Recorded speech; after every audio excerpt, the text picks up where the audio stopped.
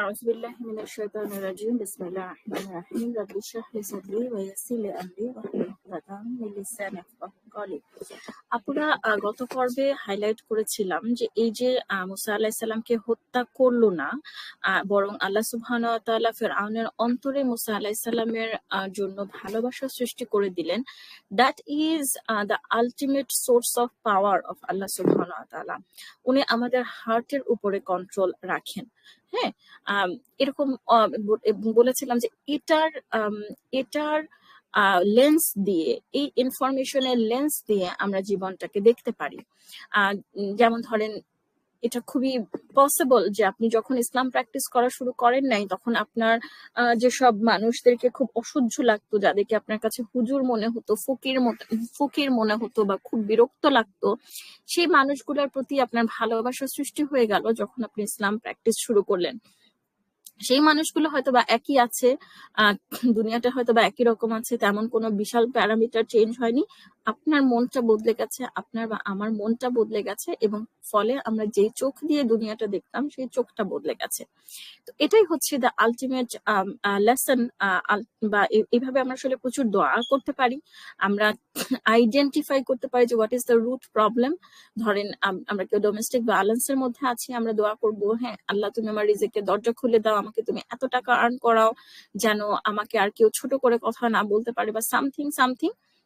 Maybe we can make that দোয়া, but আমার কাছে মোর এফেক্টিভ দোয়া হচ্ছে আল্লাহ তুমি আমাকে এই এই মানে জুলুমের অবস্থা থেকে বের হওয়ার মতন মানসিক শক্তি দাও, তুমি আমাকে সেরকম কোনো উসিলা দাও, হ্যাঁ যেন মানে তুমি আমার জন্য কোনো ওয়ে আউট করে দাও। সো এরকম একটা কিছু। এখন আরেকটা কথা আমি আপনাদেরকে আগের পর্বগুলোতে বলেছিলাম যে কেন আমাদের কোরআনের চরিত্রগুলোকে আমাদেরকে খুব আপন ভাবতে হবে।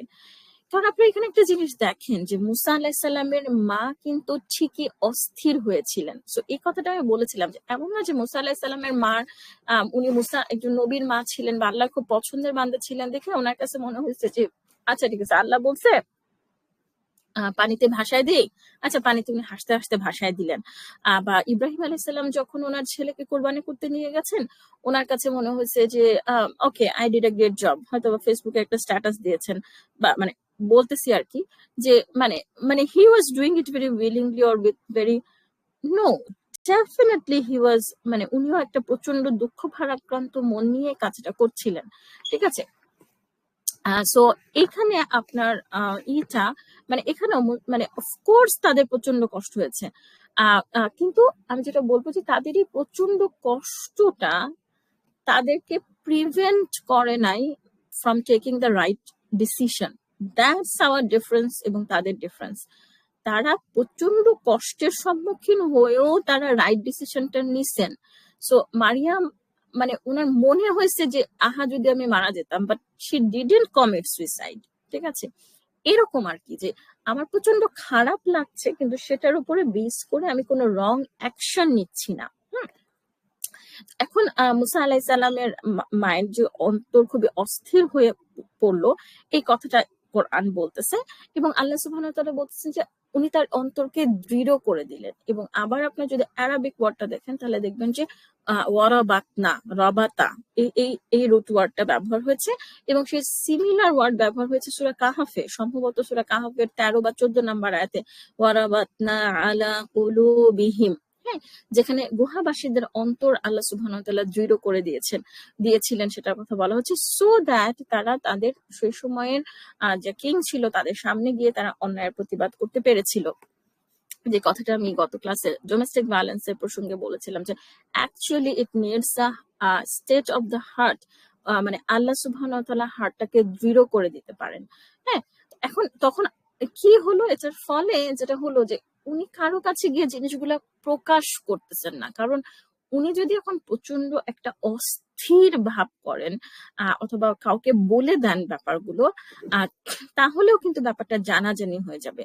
সো এগেইন তার প্রচন্ড খারাপ লাগতেছে, আল্লাহ সুবহানাহু ওয়া তাআলা তখন তার হার্টটাকে দৃঢ় করে দিলেন।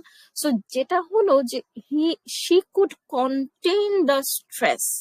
কিন্তু ওনার যে প্রচন্ড খারাপ লাগতেছে, অস্থির হইতেছে, কি হইলো, মাত্র একটা বাচ্চা নিজের নিজের বাচ্চাটাকে নিজের হাতে একটা সিন্দুকের মধ্যে ভরে নীল নদে উনি যখন ভাসিয়ে দিলেন, এখন কি হলো? হ্যাঁ, অফকোর্স শি হ্যাজ ফেইথ যে আল্লাহ সুবহানাহু ওয়া তাআলা বলেছেন যে আমি তোমার কাছে ফিরিয়ে দেব। So of course she has faith যে উনার হাতে পাবেন। কিন্তু মনের অস্থিরতাটুকু সত্যি। মনের অস্থিরতা মানে আমাদের একটা প্রবলেম হচ্ছে যে আমরা অনেক সময় মানে ইমোশনকে আমরা মনে করি যে ইমোশনের প্রকাশটা হচ্ছে এটা ইমানের দুর্বলতা বা দুর্বল ইমানের লক্ষণ। না, আমাদেরকে দেখতে হবে যে ইমোশনের প্রকাশ আমাদেরকে প্রপারলি চ্যানেল করতে পারতে হবে।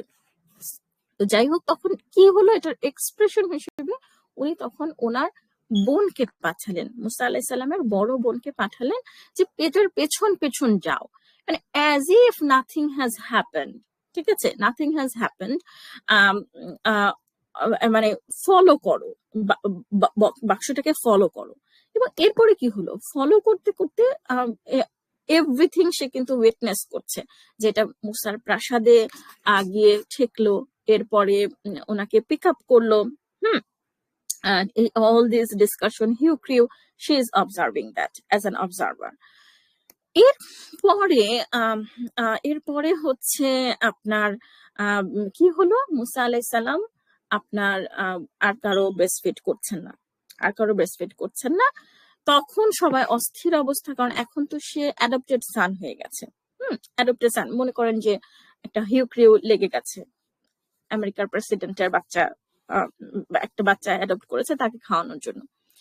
তখন মুসা আলাইহিস সালামের বোন তাকে বলল যে আমি কি তোমাদেরকে এমন একটা পরিবারের কথা বলবো যারা তোমাদের জন্য একে লালন পালন করবে এবং দে আর ওয়েল উইশার্স। ঠিক আছে, সো তখন এবং মানে এরপরে যেটা হলো যে তারপরে সে বেসিক্যালি শি ওয়াজ, মানে মুসা আলাইহিস সালামের মায়ের কথাই হচ্ছিল। সো এরপরে কি হলো যে মুসা আলাইহিস সালামকে ফেরাউনের সৈন্যবাহিনী ওনার মার কাছে নিয়ে আসলো যে তুমি খাওয়াও, এবং খাওয়াতে গিয়ে দেখা গেল যে একমাত্র মুসা আলাইহিস সালাম ওনার মাইটাই খাচ্ছেন। তাহলে কি হলেন, আল্লাহ সুবহানাহু ওয়া তাআলা যেটা ওয়াদা করেছিলেন, যেটা এখানে বলা হচ্ছে যে মানুষ যেন না জানে, তার চক্ষু জোড়ায় একই টার্ম কুরাতুন আইনিন এই টাইপের অ্যারাবিক ওয়ার্ড এখানে ব্যবহার করা হচ্ছে, আপনার জন্য আর কোনো দুঃখ না থাকে, এবং তিনি জানেন যে আল্লাহর ওয়াদা সত্য। আল্লাহর ওয়াদা কোনটা ছিল, যে আমি তোমার কাছে তোমার বুকে ফিরিয়ে দেব এবং তাকে করব নবীদের একজন।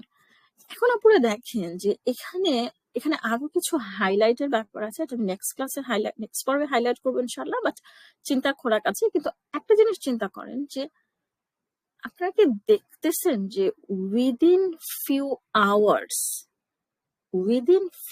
আওয়ার্স চোখের পলকে কিভাবে সিচুয়েশন চেঞ্জ হয়ে গেল।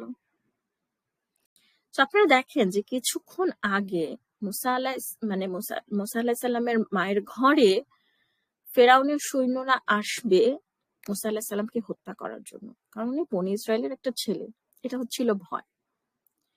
কিছুক্ষণ পরে ফেরাউনের সৈন্যরা মুসা আলাইহিস সালামকে নিয়ে আসলো এবং তাকে ওনার মাকে এসকর্ট করে নিয়ে গিয়ে ফেরাউনের প্রাসাদে নিয়ে যাওয়া হলো। মানে আমরা জানি না এক্স্যাক্টলি হোয়াট হ্যাপেন, মুসা আলাইহিস সালামকে নিয়ে আসা হয়েছিল নাকি ওনার মাকে নিয়ে যাওয়া হয়েছিল। যেহেতু মুসা আলাইহিস সালামকে এখন অ্যাডপ্ট করেছে ফেরাউন, মোর লাইকলি যে ওনার মাকে নিয়ে যাওয়া হয়েছিল। সো ফেরাউনের সৈন্যরা এবার আসলো হচ্ছে মুসা আলাইহিস সালামের মাকে নিয়ে যাওয়ার জন্য, সো দ্যাট ফেরাউনের প্রাসাদে বসে উনি মুসা আলাইহিস সালামকে খাওয়াতে পারেন। আমরা কি ফিল করতে পারছি, আপুরা অনুভব করতে পারছি যে কিভাবে with an blink of an eye situation overnight change হয়ে যেতে পারে। এবং এখান থেকে আমি আপনাদেরকে একদম শুরুর দিকে দোয়ার উদাহরণ দিয়েছিলাম যে আপুরা আপনারা কি দোয়ার উদাহরণ দিয়েছিলাম যে আপুরা আপনারা কি ইম্পসিবল কোনো জিনিসের জন্য দোয়া করছেন, তখন এই ধরনের এই কাহিনীগুলোর রেফারেন্স টেনে দোয়া করতে পারেন। এই কাহিনীগুলোর রেফারেন্স টেনে দোয়া করতে পারেন। যে আল্লাহ সুবহানাহু ওয়া তাআলা তুমি যেভাবে মুসা আলাইহিস সালামের মায়ের বুকে মুসাকে ফিরিয়ে দিয়েছিলে, অথবা তুমি যেভাবে মানে ব্লিঙ্কেন অফ আই করেছিলে, হুম, এরকম অ্যাবসার্ড অ্যাবসার্ড ঘটনাগুলোর উদাহরণ টেনে টেনে আপনারা দোয়া করতে পারেন, এবং আমিও এইভাবে দোয়া করি। হুম। তো জাযাকুমুল্লাহ খায়রান আপুরা, শোনার জন্য। আরো আরো একটা এপিসোড হবে এই কন্টেন্টটার উপরে ইনশাআল্লাহ। আসসালামু আলাইকুম ওয়া রাহমাতুল্লাহি ওয়া বারাকাতুহু।